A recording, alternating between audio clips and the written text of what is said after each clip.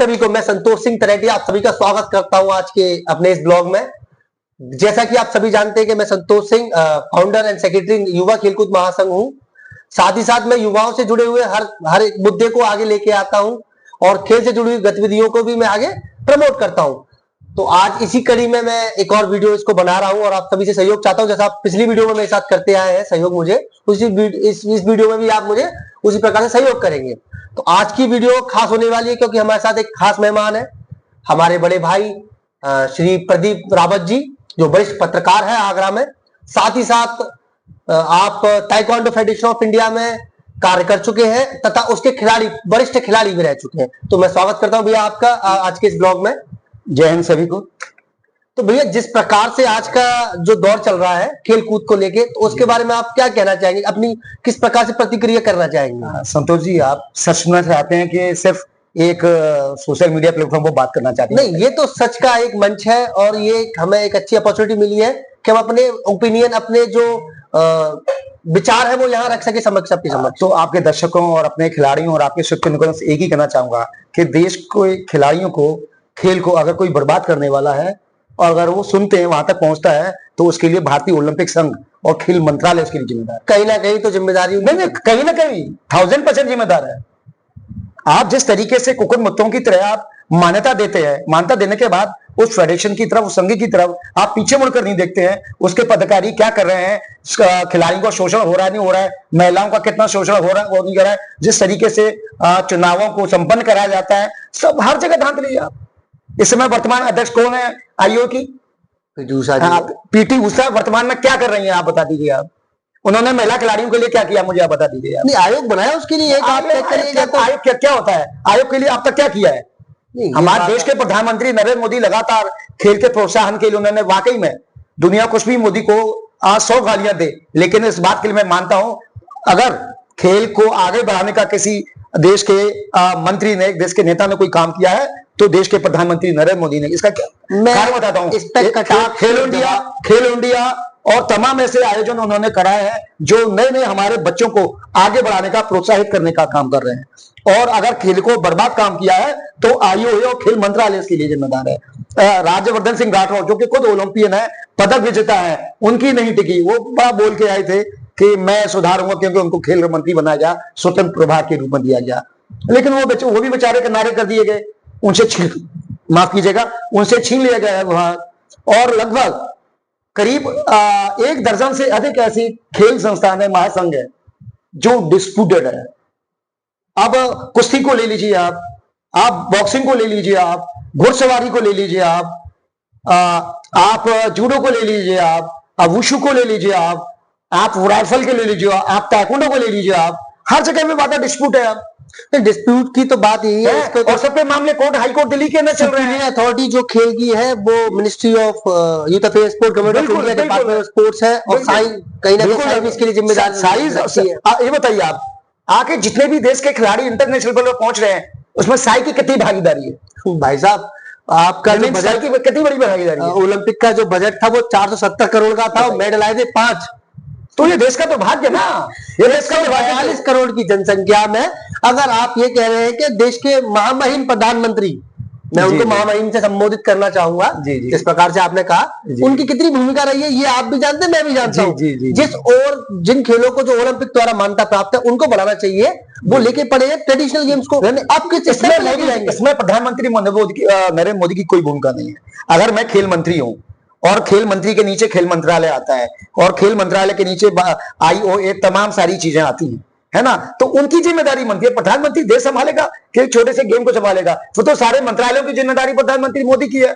As a प्रधानमंत्री उनकी जिम्मेदारी बनती है, लेकिन उसको उन्होंने काम बांटा हुआ, भाई खेल मंत्री का काम है भाई, लेकिन उसको उन्होंने काम बांटा हुआ, भाई खेल मंत्री का काम है भाई, तुम संभालो। तो आप कहीं ना कहीं कहना चाहते हैं सीधा सीधा आपका जो निशाना है वो खेल मंत्री जी के? बिल्कुल, वर्तमान खेल मंत्री की, वर्तमान खेल मंत्री, पुराने मंत्री। और इसके लिए सबसे जो जड़ है ना देश का नाश, खेलों के नाश करने वाली, वो भारतीय ओलंपिक संघ है। और जो मठाधीश है, सालों से बरसे से टिके हुए हैं। मैं खुलेआम कहना चाहता हूं मैं कि जब आईओए का जब चुनाव होता है कितनी बोली लगती है, आप मुझे बता दीजिए। उत्तर प्रदेश ओलंपिक संघ के बारे में आप क्या कहना चाहेंगे? अरे भैया, मत कहलवाइए मेरे से यार, यही रहना है ना। कुछ नहीं होना है उत्तर प्रदेश ओलंपिक संघ का, जो है वही रहेंगे। तो जिस शराब शबाब और कबाब सब चलता है। ये ओपनली हम सबके समक्ष आया था कुछ दिन पहले, आप सभी ने देखा होगा, बहुत सारी वीडियो वायरल हुई थी, फोटोज वायरल हुए थे, पर आज भी उस पर कुछ नहीं हुआ है। कहीं ना कहीं जो खेल संघ है उनको लेके भी ये विवाद हुए, जैसे कुश्ती हमने देखा ही, आपने और हमने सबने देखा कुश्ती के बारे में, आप हम सब देख रहे हैं, बॉक्सिंग में भी कहीं ना कहीं विवाद चल ही रहा है। देखिए कुश्ती के अंदर 2 फाड़ हो गए, बॉक्सिंग के अंदर 2 फाड़ हो गए, आज ताइक्वांडो जिस खेल से मैं जुड़ा हुआ हूँ, 4 हाँ, taekwondo board of India association, 4 federation है, और 4 फेडरेशन में सबसे बड़ी बात है कि आयोग का हास्यास्पद बता रहा हूं मैं आपको, मैं कि जिस संघ को खेल मंत्रालय भारतीय ओलंपिक संघ ने मान्यता दी, उसको वर्ल्ड ताइक्वांडो से मानता नहीं है, और जिसको वर्ल्ड ताइक्वांडो से मान्यता है उसे आईओसी और खेल मंत्रालय से मानता नहीं है। आज की तारीख में भारत में ताइक्वांडो से कोई मान्यता प्राप्त नहीं है, लेकिन हर आदमी लिख रहा है खेल मंत्रालय और युवा मंत्रालय से अप्रूव, आईओए से अप्रूव, लेकिन हो क्या रहा है, ऐसे बिना उसके कैसे कोई लिख लेगा? सब लिख रहे हैं, मेरे पास साक्ष्य है, वो तमाम सोशल साइट्स पर और व्हाट्सएप ग्रुप के अंदर ये चल रहे हैं, और हर शहर के अंदर, हर स्टेट के अंदर तमाम नई फेडरेशन है, नई फेडरेशन नहीं, नेशनल गेम्स हो रहे हैं, नेशनल ताइक्वांडो टूर्नामेंट हो रहे हैं, और बच्चों से क्या मांगा जाता है? 3,500 रुपए, 5,500 रुपए, 6,000 रुपए, इंटरनेशनल पार्टिसिपेशन के लिए, ट्रायल के लिए 6,000 रुपए लिए जा रहे हैं। ना फूडिंग है उसके अंदर और ना ही स्टे है उसके अंदर, कह सकते हैं खुली लूट भारतीय खेल मंत्रालय और आईओ ने दे रखी। हाँ, जिस प्रकार से, इसी प्रकार से सेम कराटे भी कुछ इसी दौर से गुजर रहा है, जहां ओलंपिक में अन्य देश जो है कराटे में धमाल मचा रहे हैं, वहां अपना देश अभी यही लड़ रहा है कि वो ये रहा और ये वो रहा और मैं ऐसे नहीं करूंगा। उत्तराखंड अभी बताऊं आपको, उत्तराखंड के अंदर अभी गेम्स हुए थे, हाँ नेशनल गेम्स के अंदर नेशनल गेम्स हुए थे, उसके अंदर इवेंट हुआ नहीं, उससे पहले ही मेडल का सौदा हो गया। तो आप समझिए आप कि हम कहां जा रहे हैं। मोदी जी बोलते हैं हम ओलंपिक के अंदर 2036 के अंदर हम ऑर्गेनाइज करेंगे, अरे भैया कैसा ऑर्गेनाइज करोगे आप? इसी तरीके से मेडल का सौदा पहले ही हो गया। वो तो कहीं ना कहीं बॉस, उसकी तो हम ये कह सकते हैं एक बिजनेस का सौदा है, लोग आएंगे, टूरिज्म बढ़ेगा, कहीं ना कहीं देश का भी विकास होगा, मैं उसके समर्थन में। और दूसरी बात, मैं ताइक्वांडो की बात कर रहा हूं, जिसको वर्ल्ड ताइक्वांडो से मानता है वो उसके इंडिया ताइक्वांडो के सेक्रेटरी कैसे बने? उनको आईओ ने एडॉक कमेटी बनाई, एडॉक कमेटी का प्रेसिडेंट बनाया उनको, और एडॉक कमेटी के जो ताइक्वांडो से कोई सरोकार नहीं है, एबीसीडी ताइक्वांडो को आती नहीं है, वो खुद ही तथाकथित महाठग बन गए और स्वयं भू बन गए, और कोरिया में झूठ बोलकर आ गए कि हम इसके सर्वे सर्वा हैं, और वहां से एफिलिएशन लेके आ गए, और आज वो खिलाड़ियों को लूट रहे हैं। जिसको एबीसीडी नहीं आता है वो भी इंटरनेशनल इवेंट खेल रहा है, जिसको कखगा नहीं आता है वो इंटरनेशनल रेफरी बन रहा है।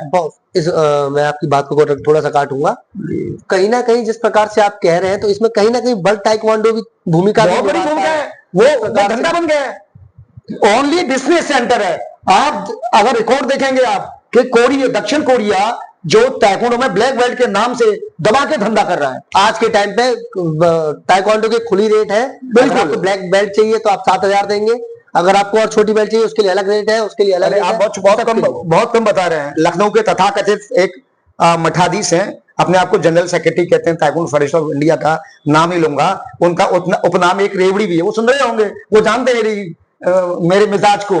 वो जो रेवड़ी है वो समय भाई साहब नोएडा के अंदर इंटरनेशनल करा ली, अपने लखनऊ के अंदर तमाम नेशनल करा ली, के अंदर तमाम नेशनल करा ली, रेफरी सेमिनार के नाम पर एक इन्विटेशनल, उनकी तथाकथित मित्र थी, वो गुजर गई, दिवंगत हो गई, उनके नाम पर हर साल स्टेट होती है, और उसके बाद फिर उसके तत्काल बाद इन्विटेशनल स्टेट के बाद ऑफिशियल स्टेट होती है। भाई कितनी स्टेट, बच्चा कितना खेलेगा, बच्चा कितना नहीं, फीस कहां से लेके आएगा, फीस का कहीं ना फीस कहां से लेके आएगा, सारा खेल पैसे का है।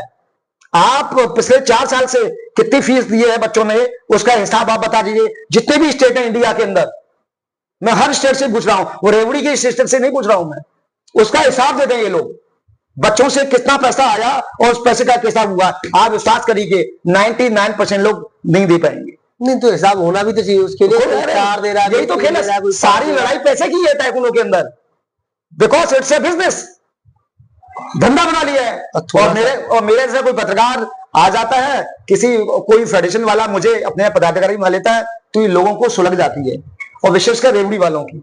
नहीं वो ठीक है, आपकी बात में सुलग जाती, क्योंकि ईमानदार आदमी किसी को पसंद नहीं, और कोई काम करता है तो किसी को भी पसंद नहीं। आज खिलाड़ी है, खिलाड़ी अब ताइक्वांडो को लोग कहते हैं, कई ऐसे इंटरनेशनल प्लेयर हैं और जो कोच है दुनिया भर में, भारत के ऐसे अच्छे लोग भी हैं जो विदेशों में जाके कोचिंग दे रहे हैं, देश का नाम, देश को गौरव दिलाने का काम कर रहे हैं। वो दूसरे देश में जाकर कोचिंग दे रहे हैं और उनका देश मेडल भी निकाला है वर्ल्ड लेवल पर। जी, जो कोचिंग हमारे यहाँ वो कोचिंग दे रहे हैं, वो कोचिंग विदेश में जाके दे रहे हैं। वो राष्ट्र मुस्लिम राष्ट्र है, वो बहरीन बता रहा हूं मैं आपको नाम।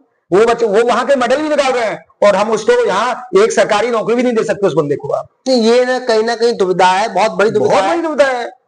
सारा खेल चाटू पाए। पहले बेसिकली क्या हुआ करता था कि अगर आप sports certificate, if you have an sports certificate, तो आपको पहले ट्रायल देना पड़ता था, फिर डॉक्यूमेंट सबमिट हुआ करते थे, फिर वेरीफाइड हुआ करते थे। बिल्कुल। पर आज क्या कर दिया है, आप देखेंगे से पहले, अग्निवीर से पहले, मैं विरोध नहीं कर रहा जिस चीज का, हर 3 महीने में वैकेंसी आती थी स्पोर्ट्स की हर सेंटर पे, पर आज वो वैकेंसी नहीं आ रही। नहीं संतोष जी, एक बात बताऊं, हमारे टाइम में जब मैं खेला करता था 1990 के दौर में, उस समय स्पोर्ट्स को लेकर बहुत ही गंदी सोच थी।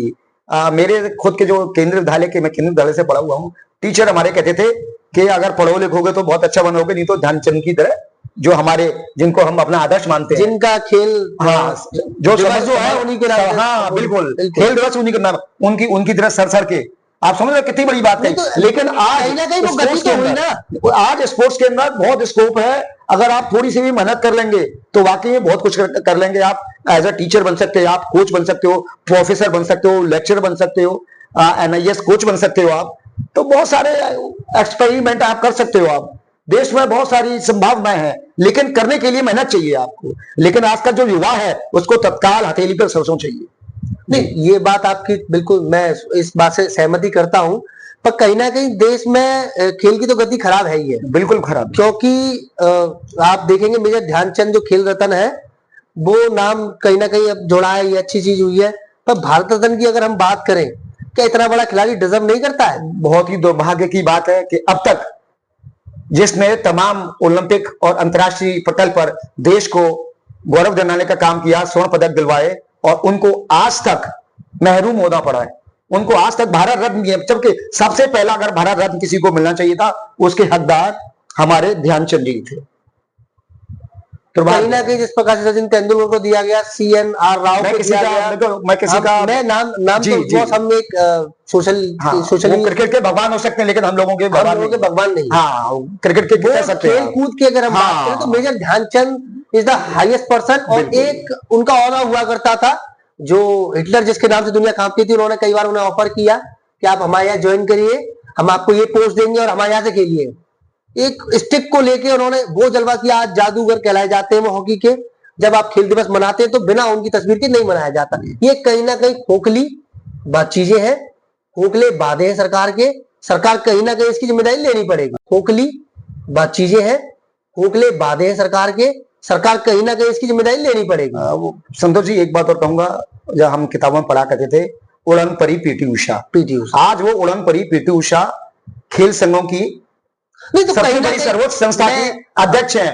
और दुर्भाग्यपूर्ण ये है कि अध्यक्ष होने के नाते भी खुद वो इतनी गरीबी से निकली है ना, उसके बावजूद वो खेलों के लिए वो कुछ नहीं कर पा रही है। ये बड़े दुर्भाग्य की बात है। कहीं ना कहीं सिस्टम भी तो उसका जिम्मेदार है। वो सिस्टम तो सही जिम्मेदार है। तो आप जैसे देश के प्रधानमंत्री जी को आप कह रहे हैं कि वो थोड़ी है, उनके मंत्री भी तो है। बिल्कुल। तो कहीं ना कहीं खेल संघों के आला अधिकारी भी तो है, जिनकी सीधी सहमति कहीं ना कहीं एक उच्च विभाग से होती है, जहां से PT उषा जी की सोच खत्म हो जाती है, वहां उनकी शुरू होती है। बिल्कुल। देखिए, इससे उदाहरण बताऊंगा आप दिल्ली हाईकोर्ट में जाएंगे, आप वहां कई सारे केस है। हाँ, 1 दर्जन से अधिक खेल संस्थाओं, महासंघों, फेडरेशन के मामले दिल्ली हाईकोर्ट में चल रहे हैं और कई सालों से चल रहे हैं। मामले क्या है? 3 फेडरेशन, 2 फेडरेशन, मुझे अध्यक्ष होना है, मुझे सेक्रेटरी होना है, सिर्फ यही। लेकिन खिलाड़ियों के हित के लिए कोई एक सिंगल मामला नहीं। तो अभी आप अगर कोई मैसेज देना चाहेंगे व्यूअर्स को, जो लोग इसको देख रहे हैं, तो आप क्या मैसेज देना चाहेंगे? मैं सिर्फ यही कहना चाहूंगा, सबसे बड़ी बात है जो हमारी तथाकथित, अगर वहां तक ये वीडियो पहुंचता है, भारतीय खेल महासंघ और खेल मंत्रालय के अधिकारियों से और पदाधिकारियों से, कि भाई जो खिलाड़ी होता है ना, बहुत मेहनत से आगे बढ़ता है। पहले जिला खेलता है, फिर राज्य खेलता है, फिर ओपन टाइप की तमाम राष्ट्रीय प्रतियोगिताएं खेलता है, फिर ऑफिशियल नेशनल खेलता है। अगर गलती से उसका गोल्ड मेडल आ जाता है तो उसका एक फिर ट्रायल होता है इंटरनेशनल के लिए, तब तक वो इंटरनेशनल खेलता है। और आप ऐसे खिलाड़ियों का शोषण कर रहे हैं, ये वाकई बता रहा हूं मैं, ये देश के लिए बड़ा दुर्भाग्य। और आप हमारे देश के प्रधानमंत्री चाहते हैं कि जो ओलंपिक में हमारी स्थिति है वो 2 डजन 3 डजन स्वर्ण पदक की हो, वो इस तरीके से किसी भी कीमत पे संभव नहीं है।